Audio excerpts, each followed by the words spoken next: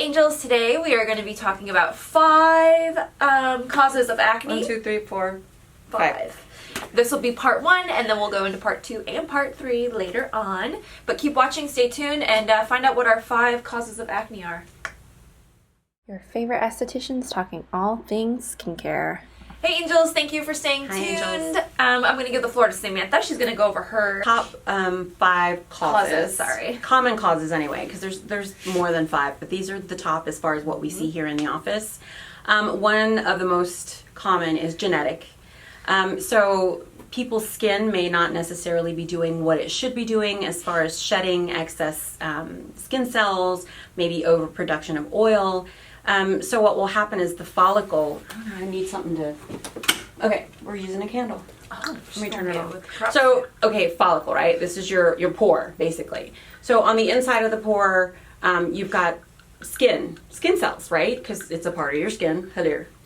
So those dead skin cells don't come up and out and kind of fall away with those types of people that have that issue. So then you'll get that buildup, and then you have that overproduction of oil. So you've got all of this kind of stuck in the pore, and then you've got the oil building up. So then that's where you get a pimple or a blackhead. Blackhead, excess oil, of course, when it hits the surface or when the air hits it, when the oxygen hits it, it turns black, oxidizes. So that's what causes a blackhead. So, and there's a lot of other complications that can happen with your pore if you have it clogged like that. Bacteria is going to grow. It can actually almost cause a blowout. I guess that's the best word for it, for you to understand, yes, you know, in the actual pore, and then it comes out, and then that's where people really get those really painful, inflamed, you know, acne and lesions and things like that. So that's probably one of the most common is genetic. The other one is hormonal fluctuations, which, I mean, we're women and, you know, we're really complicated, so we know all about them hormones. Girl. But, you know, with people that are getting to that age and they're going through puberty, boys and girls, I mean, they can have that overproduction of oil, and plenty of us moms have seen that with our kids.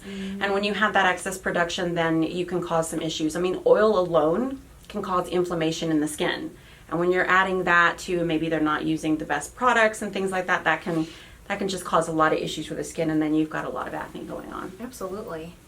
Am I up? You're up. It's my turn. She's going to do some too. So we are talking again about makeup and the right kind of makeup for you. A lot of times our girls that have acne like to just pile on the makeup, in particular like mineral, and I won't say the name, but it's a mineral powder that they use to cover their inflamed acne, and that in turn is actually making things worse. They're not getting it off their face, so it's clogging it even worse.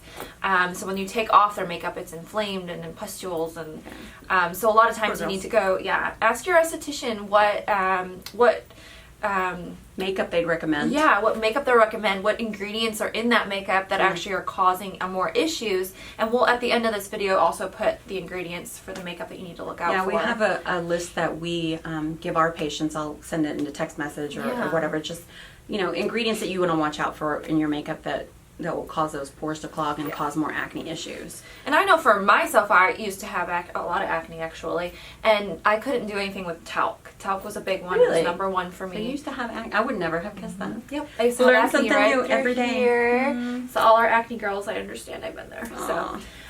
The other one we have written down on the book is skincare. So same type of concept. You have to have someone that understands ingredients and what will work for your skin, and you need somebody that can actually monitor that for you. So during your facials, they're looking to see, you know, what's working, what's not working. They might grab this ingredient and kind of cocktail everything together. But you really need somebody that understands the skin and understands ingredients and what they do for your skin.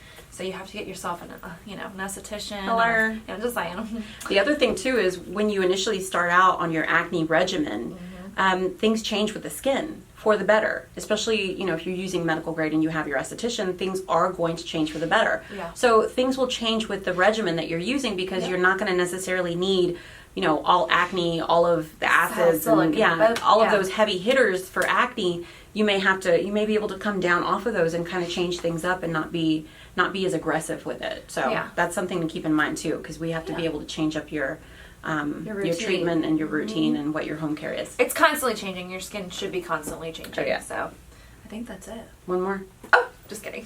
Just kidding. Diet? Yeah. Diet plays a That's big role one. as well. You're really good at that. I hear you go through all the lists, and I'm always like, what is it again?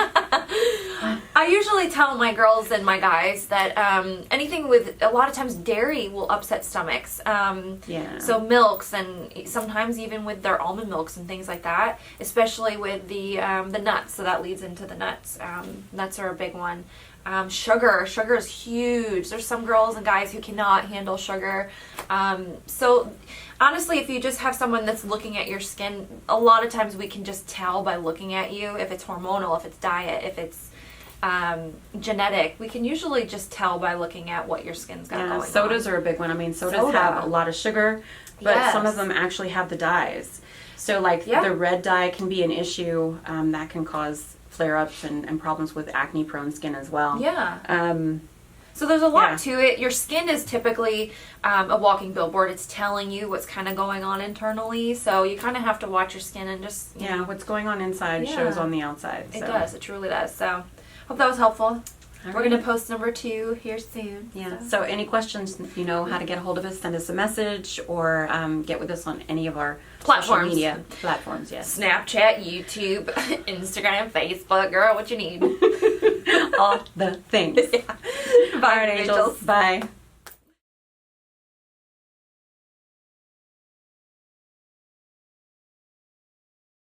Thanks for joining us. If you like this video, make sure you comment, subscribe, and like our channel.